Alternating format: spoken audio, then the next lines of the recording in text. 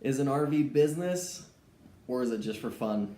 Today on this video, we're going to talk a little bit about how having an RV can also be a fun business asset along with a fun thing to use for outings with the family or date nights or whatever you want to do. So what I mean by this is people have heard of Airbnb and TURO and VRBO and some places where you're able to rent out maybe a room in your home or you're able to rent your car. It seems like that's where a lot of these businesses these days are going, where you're able to take the existing things that you have and use those, share those with others, and make a little bit of profit on that. So in my experience, I signed up for some real estate education and found a partner, and he was looking for someone to get an RV that we could then partner on and rent out as an RV rental business. Now, we found an RV, and I'm pretty open. If you want very specific numbers, I'd be happy to send those to you, but I'm going to do some rough numbers just for the video's sake. We bought an RV from a company called RV Share. Now, they do professional rentals all throughout the country. You'll see them driving around, and the benefit is these have been fully prepped for lots of rental usage. We got one from there and paid about $30,000 with tax and everything for that. The loan that I got was at 4.5% over 12 years, and the payment was about $320. So relatively small risk with this investment. And I live in Utah. I'm out of Provo area. And so we do have the different seasons, fall and winter, which aren't ideal for using this RV. So if you live somewhere where it's warm all the time, you'll have a lot more success.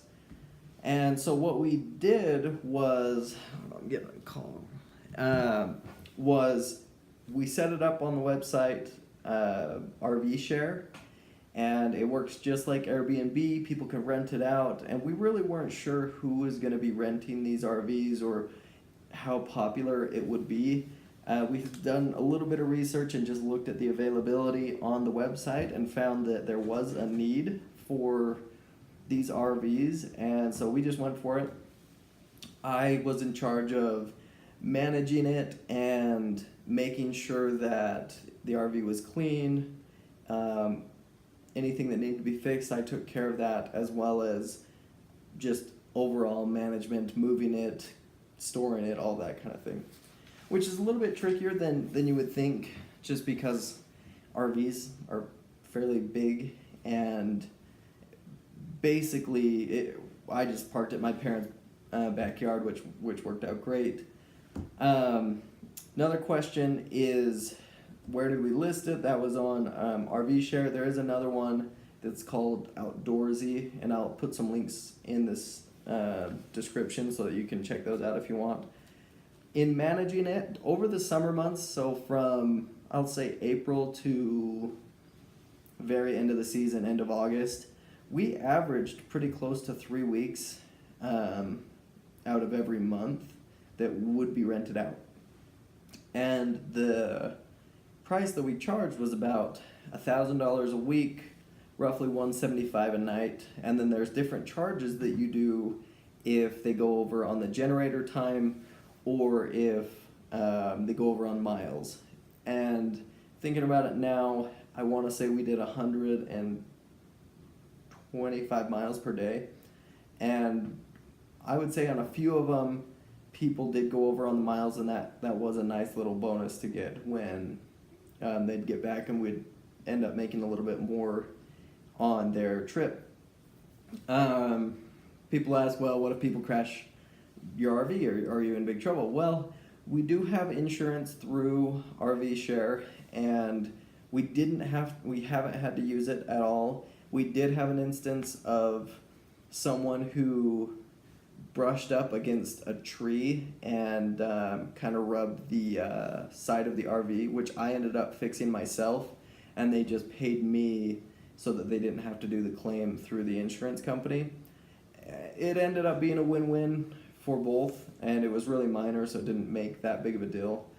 One thing that we could have done a lot better was provide better accommodations, towels, blankets, pillows. And we did that a couple of times when people had asked specifically. We did put some pots and pans and utensils and things, but you really could make it cute and trendy to give people a little bit better experience. Through doing this, I wish I would have found a place to park it or found a partner that lived further north, and for me that's towards Salt Lake City. I found that if you're near any type of airport or area where people travel to see the outdoors, so any national parks, that would be an ideal location. I'll do a little bit more on how you can research that and decide if it would be a good fit for you, but that'll be in a later video. So all in all, at the end of the summer, we ended up making about $10,000, and like I said, we spent $30,000, and so I split that 50-50 with my partner. So after a summer's worth of work, walked away with about $5,000, which isn't too bad, especially for a side project. Would take me about an hour each time to clean it, and I was able to just avoid paying a cleaning fee. And because of that, it was actually a really profitable thing for us. Along with having the payments so low, we, after expenses and everything, did net the $10,000. I think the total was about $14,000, and so we had expenses that took up the rest of that. Another thing is I could see you doing this without using an RV share or creating your own website, doing your own insurance. I actually do insurance myself, property and casualty, and so I ran a couple of quotes. A commercial insurance policy could get a little bit expensive, but if you did it correctly, it could be really beneficial, very profitable. Another thing, to get the lowest rate to pay RV Share for using their service, if you have 3 or more RVs, that also lowers it. And we did have a couple other people on the same account. It did make things a little bit confusing that way, but in the end it saved us the money, and so it was worth it. It's a business that I would continue to do. I'd be careful on what I bought. I've considered doing a trailer just because then you don't have to worry about any of the mechanics of it. As far as repairs go, that was another one of the questions that people keep getting. I had a flat tire once, really not a big deal, did an oil change, and then I did have the windshield get cracked twice, but those were all really minimal to fix. And then just a fun story to finish off this video. This is going a little bit longer than I was hoping, but you can end the video if you don't care to hear this experience. But I usually had people dump their waste on their own, but for someone who's in a hurry to do a good service, I told them I would just dump it for them. There's a place in my town that lets me do it for free, so I really didn't mind much.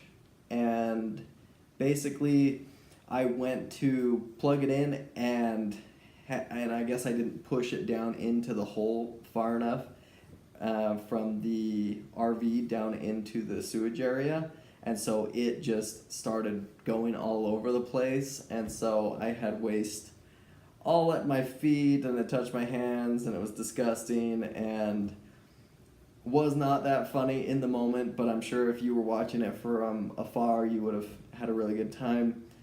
So anyways, bad experience, good business. There's lots of ways that it could be improved, lots of ways that it could be more profitable, and I think it's a lot of just picking the right RV. If you have more questions about that, feel free to send me an email. I'm pretty open.